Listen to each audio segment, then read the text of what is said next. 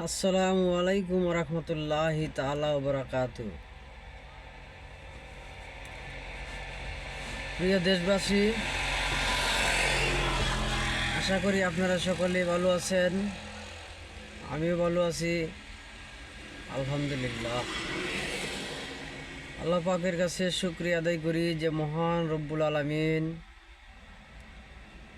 আমাদেরকে সুস্থতার সাথে জীবনযাপন করার তৌফিক দান করছেন।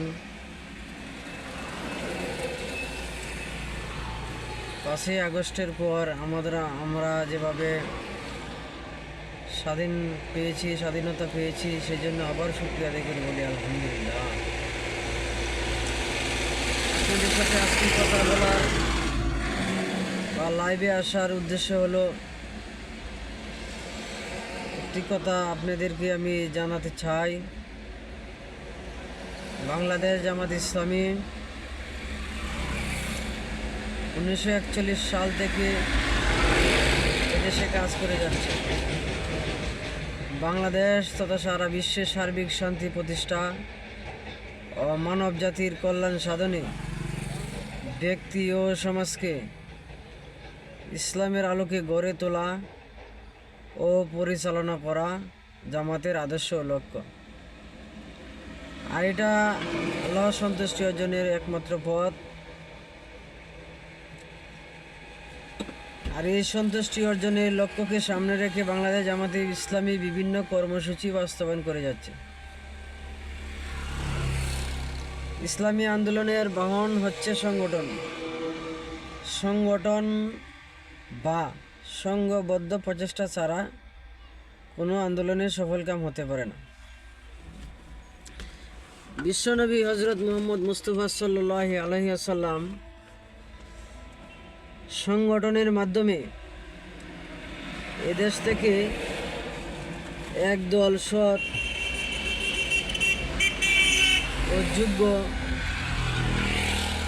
দেশপ্রেমিক লোক তৈরি করেছিলেন। বাংলাদেশ জামাত ইসলামী তারই নীতি অনুসরণে এদেশ থেকে একদল সৎ, যোগ্য ও দেশপ্রেমিক লোক তৈরি করতে চাই। আমরা সকলে মুসলমান।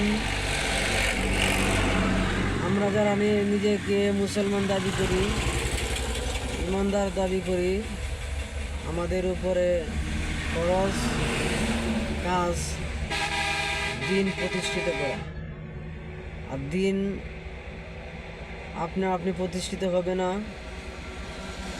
যতদিন পর্যন্ত আমরা নিজে দিনের উপর অটল না থাকি।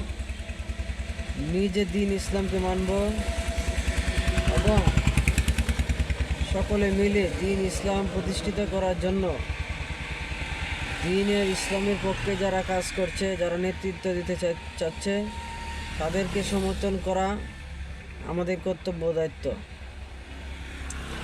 আসুন আমরা সকলে মিলে বাংলাদেশ জামাত ইসলামী হাতকে শক্তিশালী করি, জামাত ইসলামীর সাথে হাতে হাত রেখে কাজ করি, বাংলাদেশকে একটি সুখী সমৃদ্ধশালী দেশ গড়ে তুলি এবং বাংলাদেশের সকল নাগরিকের মৌলিক অধিকার আমরা বুঝিয়ে দিই।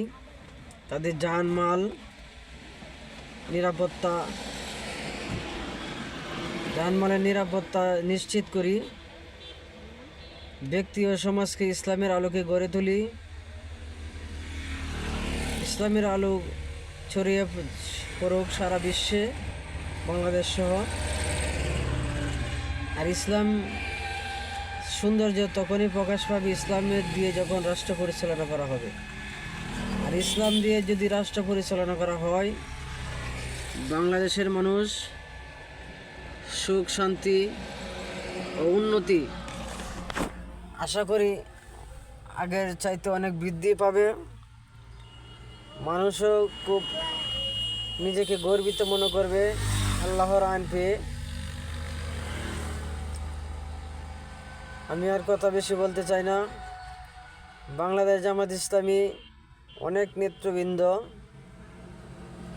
ফাঁসির কাস্টে ঝুলেছে, জেল জুলুম কারাভোগ করেছে অন্যায়ভাবে তাদেরকে হত্যা করা হয়েছে, গুম করা হয়েছে, বিভিন্ন কষ্ট দেওয়া হয়েছে, তারপরেও এক পাও পিছপা হয়নি। আসুন আমরা বাংলাদেশ জামাত ইসলামীর সাথে ঐক্যবদ্ধ হই।